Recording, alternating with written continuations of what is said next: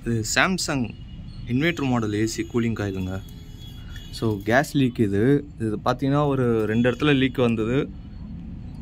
மற்ற ஏரியாலாம் அப்படியே பிரேசிங் பண்ணி எக்ஸ்ட்ரா மேலே கொஞ்சம் சரக்கு வச்சுருக்குது, அதாவது திரும்ப லீக் ஆகக்கூடாதுன்னு சொல்லி வச்சுருக்கிறது. ஸோ இந்த ஏசி பார்த்தீங்கன்னா 1/4 காயில் குவார்டர் சைஸு சொல்லுவாங்க. எவ்வளோ திக்னஸாக இருக்குது பாருங்கள். ஸோ இது வந்து டைக்கின் ஏசிங்க, நான் இன்வெர்ட்ரு.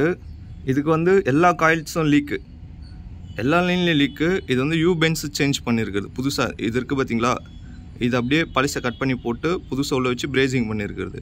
ஸோ இது வந்து 3/16 காயில். ஸோ இது எவ்வளோ மெலிசாக இருக்குது பாருங்கள். ஒரு ஏசி கேஸ் லீக் ஆகாமல் ரொம்ப நாளைக்கு லைஃப் வரணுன்னா நீங்கள் காப்பர் பைப் எந்தளவுக்கு திக்னஸாக வாங்குறீங்களோ அந்தளவுக்கு குவாலிட்டியாக இருக்கும், கேஸ் லீக் கம்மியாக நடக்கும். ஸோ அது இன்ஃபார்ம் பண்ணலாம் தான் நினச்சேன். Okay, thank you.